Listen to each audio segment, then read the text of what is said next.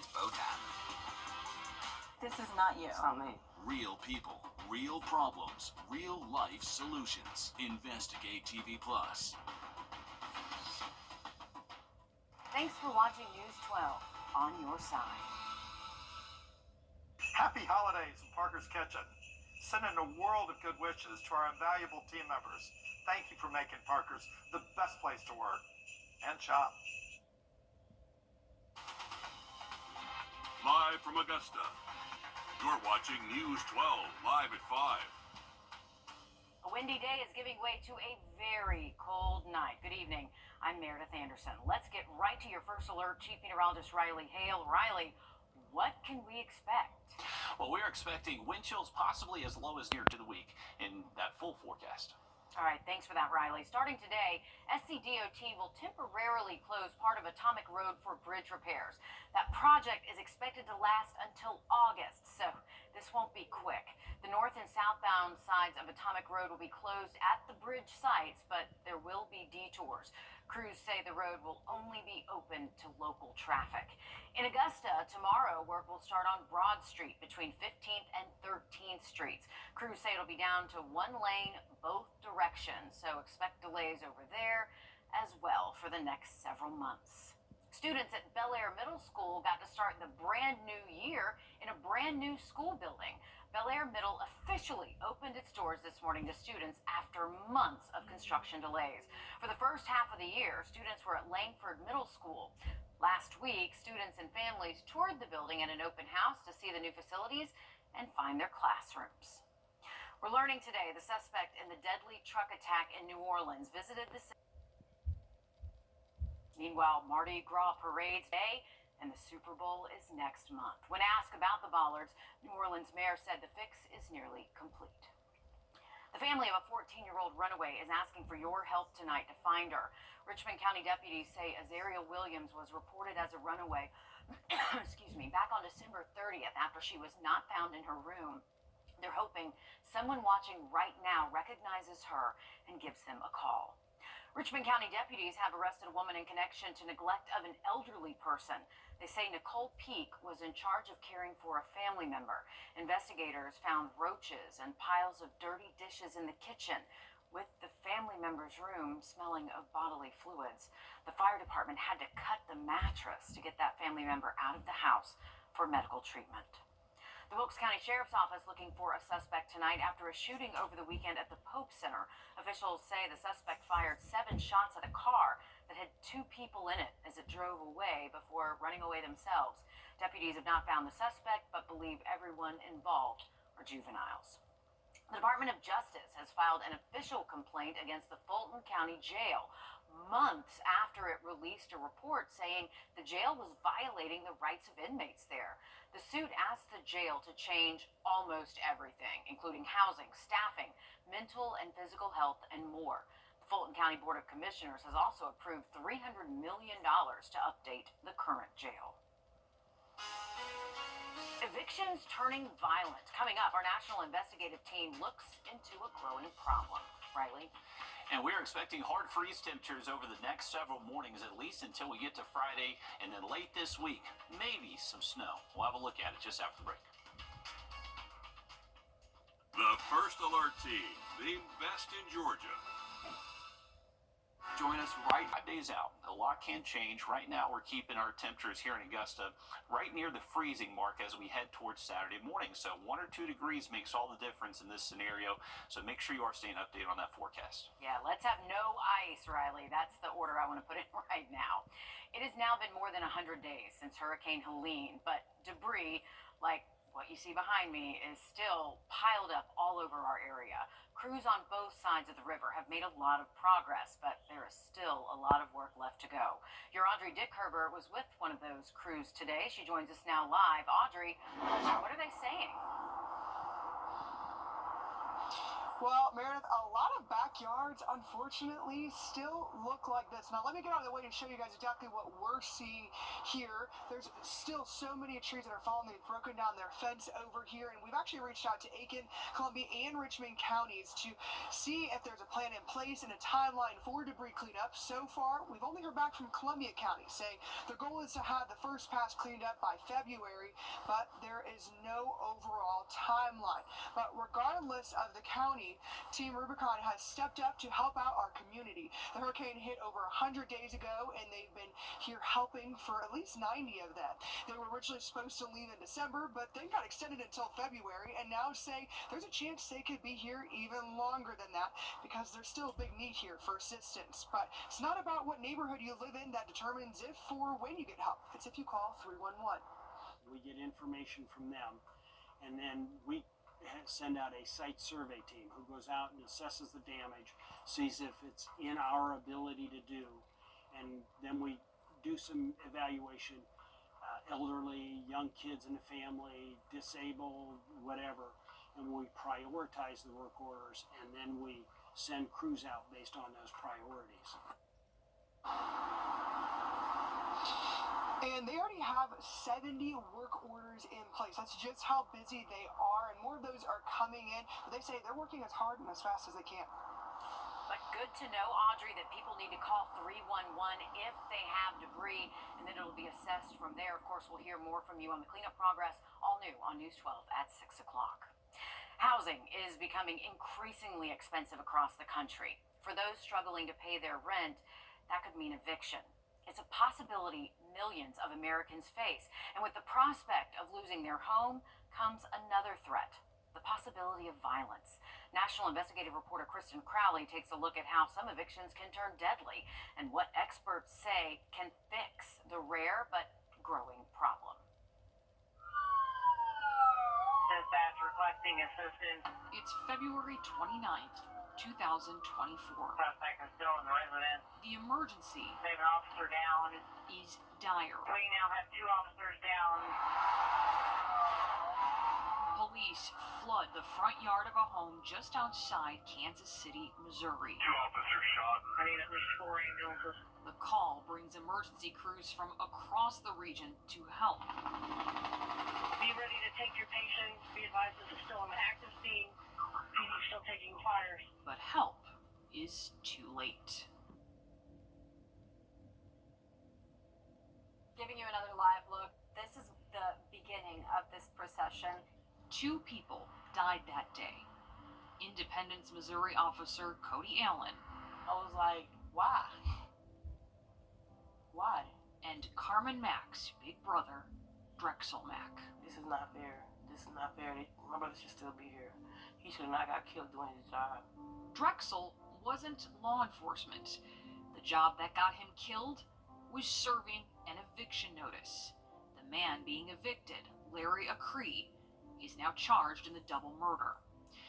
Mack was a civil process server for years, tasked with serving papers like eviction notices for people who fell too far behind on payments.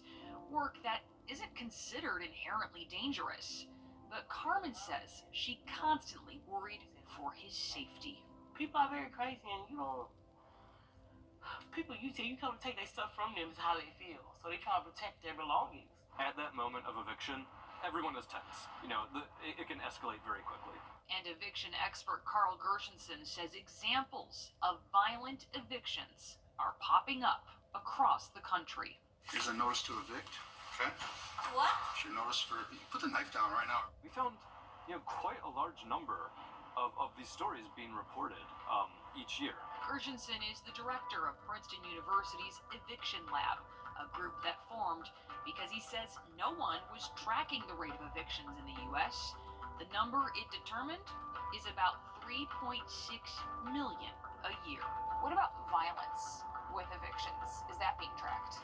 No one is tracking the co-occurrence of violence in evictions. Eviction Lab is trying to do that, but without a nationwide reporting system that relies on news reports. Deputies were serving a civil eviction and says the numbers may actually be higher.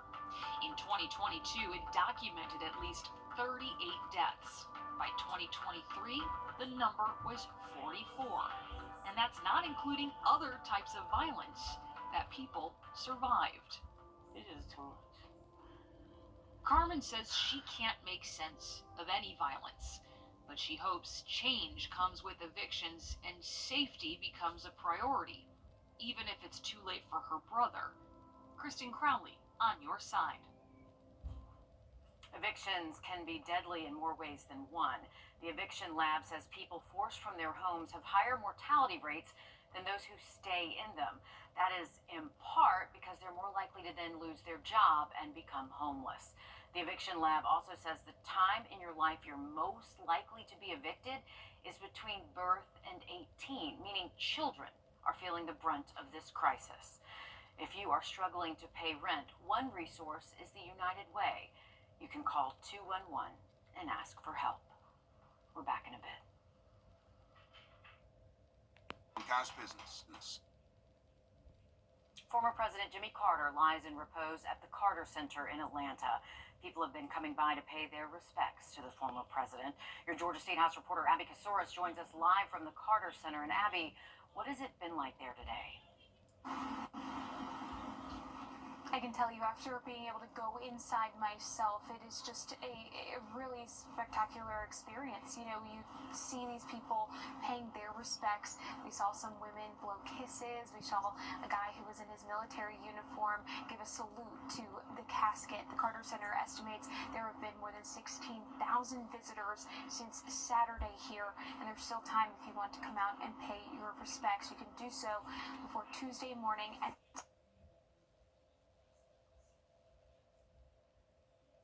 members looking on. We were able to talk with one woman. Her name is April Glenn. She took one program for herself and another for her daughter. It was so moving. The hardest part for me was not being able to take pictures to capture that moment, but walking and seeing his casket and the 5 branches of military standing there perfectly still and honoring him brought me to tears.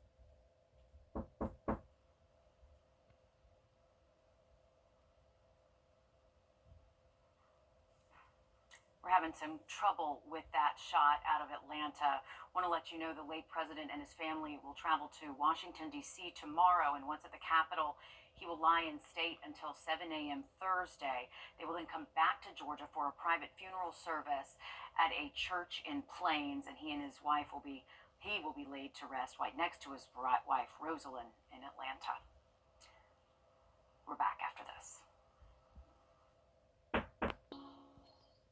It's the January clearance event at Weinberger's, and we're saying goodbye to our top quality sofas and sectionals. I'm gonna miss you so much. Tables and chairs. See you later. Wing chairs and buffet tables. Sayonara. Top quality brands. Nice knowing ya. Accessories and more. Gone. Everything must go. Tons of in-stock merchandise ready for immediate delivery. Can you really get all this at prices better than the internet? Yes, you can. Look at this one under Wild.com or call the number on your screen. Trust Chief Meteorologist Riley Hale for your first alert. Help us feed hungry children. Our goal is to feed 2 million meals to hungry children this year, and you can help us when you round up at Parker's Kitchen. We're going to match 25% of your donation. You're watching News 12 live at 5. Continues. Cold weather is sweeping in as temperatures plan to drop below the 50s for the majority of the week. Your First Alert weather team is monitoring what matters to you most. Good evening, and thanks for joining us on this chilly night. I'm Meredith Anderson. And I'm Will Reel. We're going to send things right over to your First Alert Chief Meteorologist Riley Hale for a look at that forecast. It's already getting chilly here for us. Yeah, Riley, what are we looking at here? Yeah, guys, this is a cold front moving through tonight, so this is... Also new this evening, the Richmond County Sheriff's Office wants you to keep an eye out for this missing woman, 50-year-old Bertina Dalton. Dalton was last heard from on Christmas Day by her family from an unknown location. She is known to be having some mental health issues. If you know anything, if you've seen her, please call the Richmond County Sheriff's Office. Big news in a years-long debate over the future of the new Savannah Bluff Lock and Dam. A new law signed by President Joe Biden over the weekend means funding is authorized for a full repair of the lock and dam. Your Hallie Turner joins us live at 5 in the newsroom. And Hallie, this puts an end to a back and forth with the Army Corps of Engineers that goes back at least until 2020. Yeah, it's been an expensive fight, and even while some are celebrating, there's still a long way to go. And with this new bill,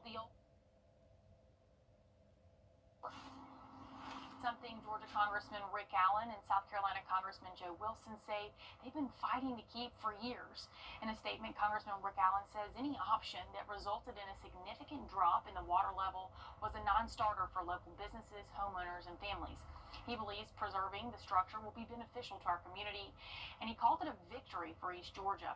South Carolina Congressman Wilson added that the Army Corps' plan to tear down the structure would have been detrimental to our community.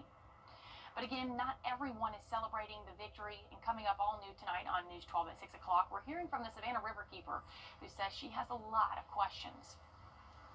A lot of questions, but at least we have some answers in this years-long debate. Thanks for that, Hallie. Absolutely. Thanks, Hallie, for keeping us updated.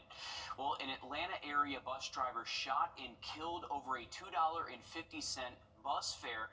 Tonight, authorities in Decatur are searching for the person who they say shot and killed that driver, 47-year-old Leroy Ramos. Authorities say the shooting happened overnight Friday at a bus stop. Since then, 2 minors have been arrested in connection with the shooting. In the meantime, Ramos's family are working to make sure his life is not forgotten and calling for increased safety measures. I'm asking more to kind of step up, make this priority, so that, safety, our operators, our employees feel safe. This could have been you. This could have been anybody just going to work. The bus driver union where Ramos was a member says they are working to support his family and demanding better driver protections. That includes more transit police presence and better driver shields. South Carolina lawmakers will consider a bill that would allow teachers to be armed on public school campuses. Caitlin Ashball breaks down the pre-filed bill and shares how South Carolina parents are reacting. Senate Bill 115 would grant school boards the option to appoint current educators or staff into school guardian roles.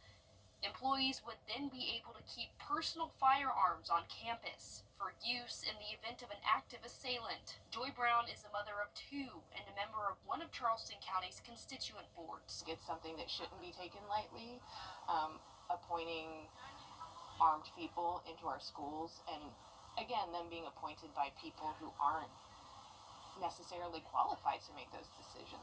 Senator Brian Adams says he filed the bill after hearing concerns from parents about safety and law enforcement about retention. Law enforcement is struggling to keep their personnel up to where it needs to be to make sure that we have an officer in every school. They want to make sure that they're safe as possible, and it would just help give a little bit of extra layer. Employees would need a concealed weapons permit and specialized training through the Criminal Justice Academy with no history of violence, mental health, or substance abuse. The board and school administrators would provide a list of acceptable weapons and provide a firearm safe somewhere in the building to keep them. First, I was thrilled. I was relieved because they finally listened, but then they didn't, because I read the bill, and then I couldn't be more disappointed. We want it stopped at the door. That's why we've asked for metal detectors. That's why we've asked for armed guards. Freeman's daughter said she would feel a mix of safe and unsafe if her teachers or staff became armed. The possibility of dropping my kid off and never seeing her again, that's a problem. And parents face that every day. Teachers have to teach. They do enough to protect our kids as is. They do all they can. They need support from someone else. If a person fails to conceal a weapon, they would be required to leave the classroom, revoking the title of school guardian and facing potential termination from employment. The Senate will discuss this when legislative session reconvenes on the 14th. In Charleston, Caitlin Ashbaugh, Live 5 News. Two more pre-filed bills that South Carolina lawmakers will consider have to do with distracted driving. Right now, the law already restricts you from texting while driving, but these new bills want to make it illegal for you to even hold your phone in your hand while you're driving. The bills would also expand the current law to include driving while talking on your phone. Penalties would be increased as well from $25 to $100 for your first offense and 2 points on your driver's license for future offenses. This news has people's opinions split. They should make it illegal. Illegal completely. I think it should stay the way that it is. Why is that? I just think that even if I'm talking on the phone doesn't mean I'm necessarily distracted from my driving. Lawmakers will have a chance to pick up this bill for debate January 14th when they return to the State House for their new legislative session. Winter break is over, and for several hundred students in Richmond County, that meant it was finally time to enjoy their new school. Bel Air K-8 students walked through the doors of their new building for class today, a process months in the making. The school was not ready for the start of the year in August and was delayed again by Helene. Students and staff alike say they're excited to take advantage of the state-of-the-art equipment. And in Orangeburg County, the school district there is celebrating the grand opening of its new multi-million-dollar school. The new East Lake Elementary School is off of Old State Road in Holly Hill. Officials say the two-story facility is 110,000 square feet and will serve more than 700 students. Holly Hill, St. James Gillard, and Vance Providence Elementary School will all merge into this new facility. Only Holly Hill began to use this new school today, and the other two schools there will join in the new school year, and that starts in August. And still ahead, former President Jimmy Carter now lies in repose at the Carter Center ahead of his funeral on Thursday. We're checking in with the State House reporter Abby Kasoris with the latest, live at 5. Riley? And we're expecting feel-like temperatures to be near 20 degrees Tuesday, Wednesday, Thursday, and most likely again Friday morning. We'll take a look at this Arctic blast heading our way just after break. This year, don't settle for less than a hot dog. Visit your... So good. Only at Crystal for a limited time. Yes. All right. Hit me with the checklist, honey. Luggage? Checked. Kids? Check! Butler trip check? Before you leave town, check with the butler. With our complimentary trip check, we'll inspect all your major safety components and parts to ensure your car is running its best. With multiple locations convenient to you, just let the butler do it. I want to make sure you're staying updated on the forecast. Still don't have a ton of details just yet, but we will know more each day we get closer. Well, the biggest week in consumer technology kicks off in Las Vegas. I'm Jamie Tucker, coming up with a look at what we might see at CES and some of the products I've seen there that just never took off. First Alert Radar, powered by Jim Hudson Automotive Group. When the power goes out, The Consumer Electronics Show begins today in Las Vegas. CES is the largest tech show in the world, and every year, brands and inventors show off their ideas and creations that they say will change the world. It's a pretty cool week. Your consumer tech reporter Jamie Tucker is there now and gives us a preview of what he's keeping an eye out for. What the Tech, sponsored by Augusta Preparatory Day School. About 160,000 people are expected at CES in Las Vegas, and I expect to see a lot of AI on the show floor and products that will be under Christmas trees later this year. But as I've learned over the 12 years of covering CES, many of the gadgets you find there never go anywhere. In 2018, laundry robots made a splash, promising appliances that wash, dry, fold, and sort anything you put in a hamper. It will start mass production in 2019. They folded all right. A year later, Laundroid filed bankruptcy and Foldamate went out of business. Self-rolling robot cases never rolled out to the public. 7 years later, have you ever seen one in an airport? Would you ever want one? Flying cars introduced every year have never gotten off the ground. Neither did the palm-sized Xano drone. This was a Kickstarter project that took $3 million from investors before filing for bankruptcy. Fans lost their money, and Kickstarter changed its rules to protect future investors. Computers built into coffee tables for the home were a bust. So were computers and video games you can control with your eyes or mind, not use using a mouse or joystick. But one product I hope eventually takes off is the Wrdw, introduced at CES 2018. It's a pair of projectors allowing one person to watch one thing on a screen, while someone sitting just a few feet away could watch something else on the same screen. I have learned that most of the mind-blowing products unveiled at CES never go anywhere, but it's still fun to see what the dreamers have dreamed up, and I'll bring it all to you from the show floor. That's What the Tech. I'm Jamie Tucker.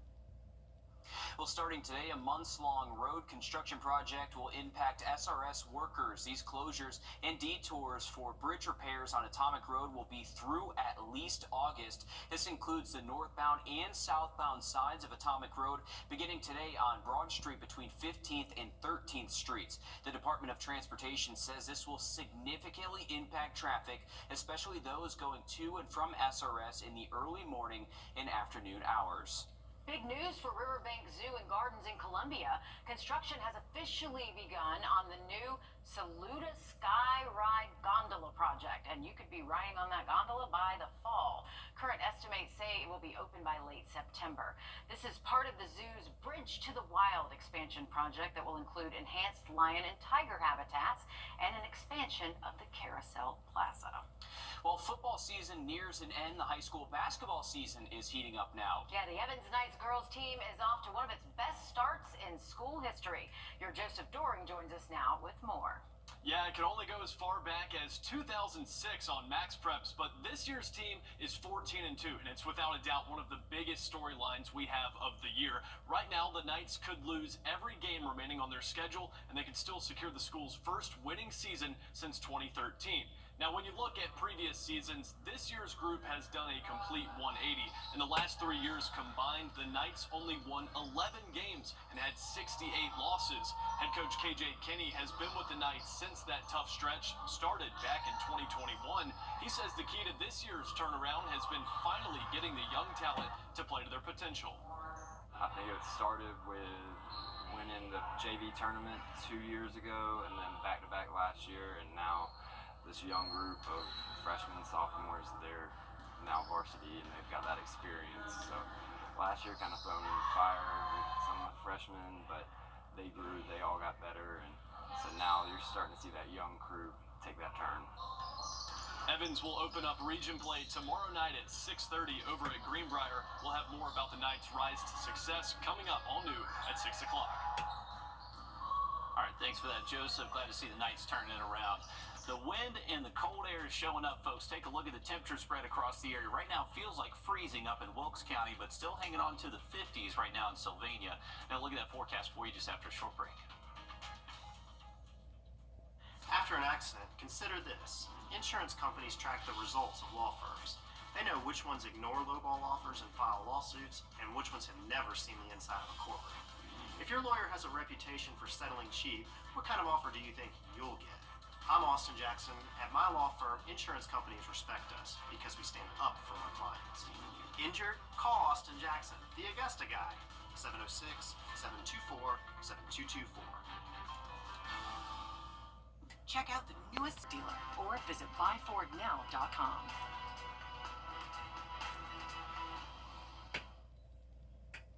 Welcome back, folks. Just looking westbound down I-20 from our Grovetown camp. A beautiful look to the end of our Monday that has brought a mixed bag of weather today. We've had some rain early on. It's been relatively warmer early, but colder to close out the day. Right now, we're at 47 degrees. That wind is still pretty breezy out there. You can see it was shaking around our camera.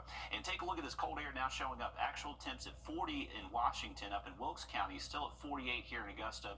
And you can see those temperatures still in the upper 40s to near 50 as you get further south and east. So this front is currently right in the middle of the CSRA, and we're going to see this cold air moving in behind it for the rest of tonight. I would say by around 9-10 o'clock tonight, it's already feeling like the 20s for most locations. So if you are heading out tonight, be prepared for that. Make sure you're protecting your pets as well. Our feel like temperatures will be down at least into the mid-20s by early tomorrow morning. Eventually working our way into the 40s for those afternoon temperatures tomorrow, and then back down to feel like temperatures most likely mid-low 20s early Wednesday, and we'll continue to just hang on to this freezing air. Very cold air at least through Thursday. Thursday morning, we potentially could see a few spots maybe get down near the teens, so even colder as we get later into the week. So just a heads up for that. Now, as far as our actual low temps, remember tomorrow morning will be in the upper 20s, but most likely low 20s Wednesday, Thursday, so not too far away from seeing the teens with those actual temps. Once we get into Friday, Saturday, remember that's the time frame where we're tracking our next low pressure system, and the track of that low pressure will determine what type of precipitation we do see. Right now, it does look possible to see at least some wintry mix Friday night into Saturday morning. Right now, that does mainly include areas north of I-20, but still a few days away, so we're going to have to track it over the next couple. Luckily, no rain in our forecast with these cold temps, at least through Thursday, but bundle up and make sure you're protecting the 4 Ps. All right, thanks, Riley. Stick with us. We have more news, weather, and sports coming up after a short break on News 12 at 6 o'clock.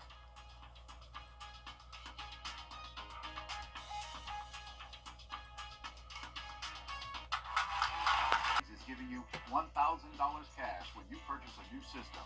Call Bailey's Comfort Services, your home's best friend. Thanks for watching News 12 on your side. Live from Augusta, you're watching News 12 at 6 o'clock. Well, we've got a cold week ahead, so you better prepare and bundle up. Good evening, and thanks for joining us. I'm Will Rio. And I'm Zaina Halliburton. We're starting things off with your First Alert Chief Meteorologist, Riley Hale, for a look at the forecast. And Riley, what are we expecting as we head into the week? Yeah, guys, we have a strong cold front currently moving through the CSRA, and behind it, with possibility of some winter weather late this week in just about 10 minutes. Thanks, Riley. It's a new year, but many of us are still dealing with the impacts of Hurricane Helene nearly 4 months later. Team Rubicon, a disaster relief group, is out helping people rain or shine. Your Audrey Dicker rejoins us live from Kilner Drive. And Audrey, you spent the day with Team Rubicon as they continue to help Augusta rebuild. Yeah, I was out with them today because a lot of neighborhoods and backyards, unfortunately, still look like this. You have debris and trees piled up all over on top of their yards. And we reached out to Aiken, Columbia, and Richmond County to see if there's a plan in place or a timeline for debris cleanup. Now, so far, we've only heard back from Columbia County that's saying they hope that the first phase will be cleaned up by February. And the other counties, we're still waiting to hear back from. But we know that Team Rubicon is out here wanting to help in any way they can. Over 100 days later, and many backyards and homes still look like this. So Team Rubicon has been working ever since.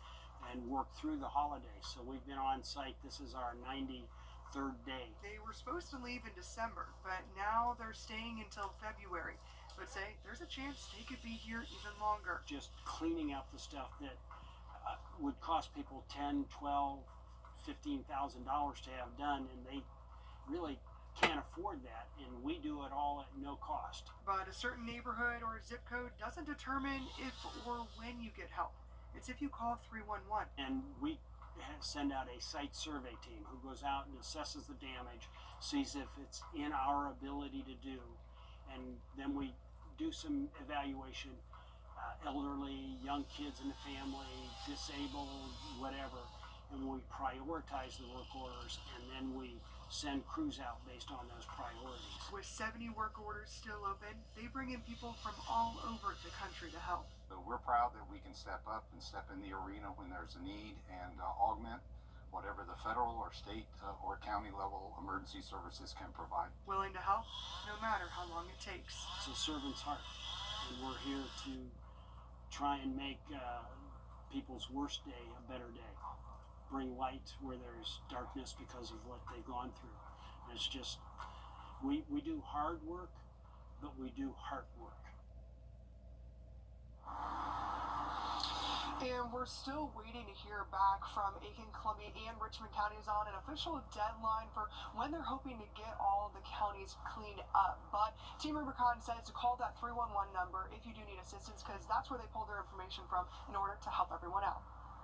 Thanks so much, Audrey, for that. And that's the kind of people you want out there doing Absolutely. that job, right? They're not doing it because they have to. You can tell they really want to help. Yeah, we appreciate all the workers who have continued to stay with us here throughout the CSRA to help us clean up. We certainly do. Thanks, Audrey, for that. And don't forget, if you're wanting to apply for FEMA aid in South Carolina, you have until the 28th of this month to apply for aid. In Georgia, the deadline is February 7th. You can find information on how to apply on our website, wrdw.com. Today marks 20 years since a catastrophic train derailment in Graniteville claimed the lives of 9 people and injured at least 250 people. It happened the early morning of January 6th of 2005 when 2 Norfolk Southern trains collided near the Avondale Mills plant. The crash released massive mounds of chlorine into the air, triggering the evacuation of more than 5,000 residents in a 1-mile radius of the cleanup. They were kept from their homes for nearly 2 weeks as hazmat teams decontaminated the area. Today, a memorial honors those who were lost and affected by the tragedy. But we still don't know the reason behind the State Board of Medical Examiners' decision to temporarily suspend an Aiken County doctor's medical license more than 2 months ago. The order contains no details other than her license is temporarily suspended pending a hearing or until further notice. Senior investigative reporter Liz Owens joins us live with what patients should do in the meantime.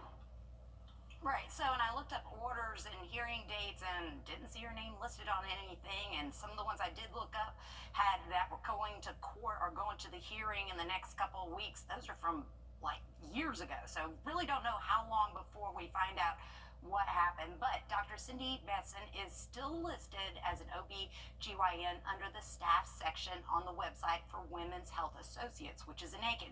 I called the office, which went to a voice message stating Dr. Besson is not presently seeing patients. The message also instructs patients to seek care with their primary care doctor. So this is what you need to do if you're a patient there, or if you have a doctor that's retiring or going, having to take a leave for a bit. State law still allows patients to obtain their medical records even after a provider closes its door. All that's needed is a signature from the patient. A new provider will take care of the paperwork for you as long as you sign the forms, a release form. The voicemail or message at the Women's Health Associates also left a number where patients and doctors can fax the release form for medical records to them. And just FYI, if you're not in a rush to get your records, doctors are required to keep your records for at least a decade, so you have plenty of time. A lot of good information there. Liz, we know you'll continue to dig into that situation there in Aiken County. Well, because of Hurricane Helene, the Lake Thurmond recreation areas will stay closed until further notice. U.S. Army Corps of Engineers says most recreation areas around the lake will stay closed for the entirety of the year and possibly longer. All existing campgrounds and picnic shelter reservations will be canceled, and all cancellation fees will be waived. The Corps of Engineers says they'll publish updates as they become available, which we will be sure to pass on to you as we learn what those are. Winter break is over, and for several hundred students in Richmond County, that meant it was finally time to enjoy their new school. Bel Air K-8 students walked through the doors of their new building for class today, a process several months in the making after the school was not ready in time for the start of the year in August and was delayed again by Helene. Students and staff excited to take advantage of the state-of-the-art equipment finally in those doors now. They've been waiting a long time to get into that new school. They have, right? The country's longest living president lying in repose at the Carter Center in Atlanta as people come and pay their respects. Your Georgia State House reporter Abby Casoris has the latest from the Carter Center, as it seems everyone has a story to share about the former president. Something that strikes me, many people here never met Carter or had a brief interaction with him, but they feel a connection. Getting to be here and see his casket is something that they felt called to do. I feel connected to Jimmy Carter. Beverly Murphy is from Greenville, South Carolina. She might not have been able to vote at 17, but she campaigned for Jimmy Carter. And I'm just so proud that I was able to do what little bit I could do. Through that experience, she realized she wanted to make a difference. She's now a teacher, so seeing his casket here decades later brought her to tears. These Boy Scouts share a bond with Carter. Carter was a scoutmaster, leading by example to instill the Boy Scouts' values: service, responsibility, and leadership. Well, he was pretty cool and like a humble guy. The connection felt perhaps the deepest, his commitment to his faith. He was a Christian. He lived it. I just have always admired Jimmy Carter and his wife Rosalind for just being such inspirations and light for the Lord. April Gwen remembers her son's 6th grade class attending Sunday school with the Carters, and a story that made the whole class laugh. President Carter asked the question, what was the most sensational Mother's Day gift you ever got? And then Jimmy Carter told this story about how he got Rosalind this calendar from England. And it was a fundraiser from some garden club. And all of the women in the garden club decided to do nude photos. But they're tastefully done. They're behind a hedge or something like that. And he got that for Rosalind as a Mother's Day gift one year. And I just thought that that was the funniest thing. Showing he was human too. The nation's 39th president, governor of Georgia, peanut farmer, scoutmaster, Christian, and joke teller. But I could not top what Jimmy Carter did with the calendar. Carter and his family will travel to Washington, D.C. on Tuesday, where he will lie in state until Thursday morning, and then travel back to Georgia, where there will be a private service in Plains at Maranatha Baptist Church before he is laid to rest with his wife, Rosalind. In Atlanta, I'm Abby Casores. Well, we are bracing for an Arctic blast over the next couple of days, and then late this week, maybe the S word arrives for some spots. We'll have more on that just after the break. Thanks for watching News 12 on your side. This is not you. It's not me. Friday into early Saturday. Keep it here for those updates as we continue to get those details the next few days. This will be a fluid forecast for the next couple. All right, thanks, Riley. For years now, the new Savannah Bluff Lock and Dam has been at the center of attention. The U.S. Army Corps of Engineers wanted to get rid of the dam and add in a different kind of structure to protect fish. This will be a fluid forecast for the next couple. All right, thanks, Riley. For years now, the new Savannah Bluff Lock and Dam has been at the center of attention. The U.S. Army Corps of Engineers wanted to get rid of the dam and add in a different kind of structure to protect fish. But state lawmakers disagreed, saying maintaining a water level of 114.5 feet is the #1 priority. But there was a major development over the weekend. Your Hallie Turner joins us live from the newsroom with the latest.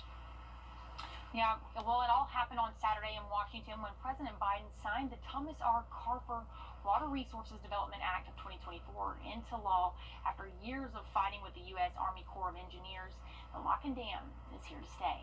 The tug of war, known as the Savannah Bluff Lock and Dam Project, is back in the political spotlight once again, but this time with a clear winner. President Biden's signature on the bill paves the way for the aging structure to be fully repaired and requires the pool level to be maintained at its current level. In a statement, Georgia Congressman Rick Allen says any option that results in a significant drop in the water level was a non-starter for local businesses, homeowners, and families. He believes preserving the structure will be beneficial. And South Carolina Congressman Joe Wilson says the Army Corps' plan to tear down the structure would have been detrimental to the community. But not everyone is celebrating this solution to a decades-old battle. No is the answer. I also don't think a 1936 structure is the way to move forward. We're not driving cars from the 1936. We now know exactly what we knew in 1989, which is that the structure has to stay. We know that fish have to get past here. And we know it's a very expensive proposal. Riverkeeper Tanya Bonatadovas agrees the structure needs repairs, but she has a lot of questions. One, who's going to pay for that? And then number two is what happens with the outstanding lawsuits. The new law says the Georgia Ports Authority picks up the tab, but only the amount in a report from 2012. So while the legal battle is over, the budget battle may just be getting started. I just hope that we do it in a way that actually gives the normal person a chance to engage with the river. And the other big question is what happens next? Congressman Allen's office says it begins with a meeting with representatives from the Corps to talk about repairs, and they will decide how they can best move forward when it comes to a price tag. Certainly something we'll continue to follow. Thanks for the updates, Hallie. We're back after a quick break. First Alert Radar, powered by Jim Hudson Automotive Group. Don't go another year with those. A local 4-year-old boy is seizure-free after receiving care at the Children's Hospital of Georgia, a place his parents are very familiar with after his dad, Matthew, had heart surgery there years ago. I spoke with Matthew, who says his son, Turner, is doing a lot better thanks to this hospital. He's truly nothing but all boy. Loves to be outside, loves to chase his cousins, chase the dogs around the yard, do all the things that little 4-year-old boys are supposed to do. That's Turner for you, a happy little boy who has spent his whole life at the Children's Hospital of Georgia. His mom was induced a couple weeks early because of no fetal movement. Turner was quickly rushed to the neonatal unit here because he wasn't breathing very well on his own. After that, about 48 hours in the NICU, he came back to mom. So really, his journey at the Children's Hospital started day one. Turner's dad, Matthew, says after he turned 1, that's when they noticed Turner's head dropping and quickly sent videos to the pediatrician. Turner was diagnosed with epilepsy. Matthew says counting the number of seizures Turner had is impossible. Turner's were very unique in that it was just his head dropping. He would, at the peak, he was having 5 to 6 episodes a day, and those episodes would be anywhere from 20 to 60 head drops per episode. Over the years, Turner has had a lot of procedures and scans done. He had brain surgery back in August at the Children's Hospital to remove scar tissue that was causing the seizures. His speech has improved, his abilities improved, he's eating more foods, all these things that he wasn't doing before surgery. He's seizure-free for the last 4 months or so, and he's doing great. Fingers crossed that we make it to 5th grade, because that'll be the 6-month mark. And Matthew is no stranger to the Children's Hospital. At 11 years old, he was diagnosed with a congenital heart defect. In cases like Matthew's, CHOG will continue treating children through adulthood. At 27, Matthew had heart surgery. It was really funny because when we walked into the OR that morning, everybody's like, where's your kid? I am the kid at 27 years old. So that was always, kind of something that we laughed about. But, my journey started here. My son's journey is still here.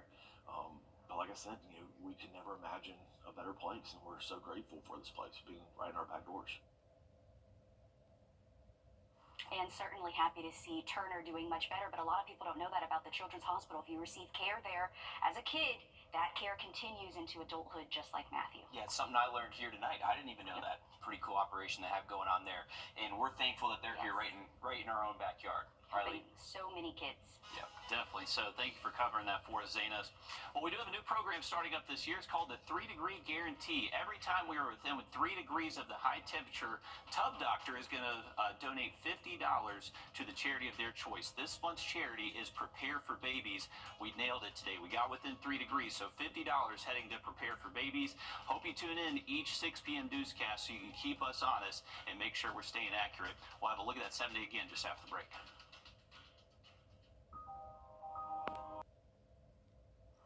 Well, still pretty windy across the area. Still a gust over 30 miles an hour up in Wilkes County. We're close to 30 right now in Augusta and Aiken. Wind advisory should be allowed to expire after 7 p.m., but it is still going to be pretty breezy out there tonight. And that's why our wind chill is going to be the main weather story for tonight. So currently feels like 36 right now in Augusta, but it feels like 22 in Atlanta. So that cold air west of us moving in tonight. By tomorrow morning, we should drop to the upper 20s with actual temps. Remember, with the wind, it'll likely feel a little bit colder than this, so be prepared for it. Make sure you have a couple layers on. High temperatures tomorrow afternoon for our 3-degree guarantee. 49 is what we're going with here in Augusta, so we'll have to see if that holds true. The rest of us, mid to upper 40s across the region. A lot of sunshine expected heading into the next couple of days. But bitter cold air sticks around through Thursday, then we'll watch that winter weather threat Friday into Saturday. Okay, thanks, Riley. We're back live on 26 News at 7. And for News 12 at 10 and 11 o'clock. Thanks for watching.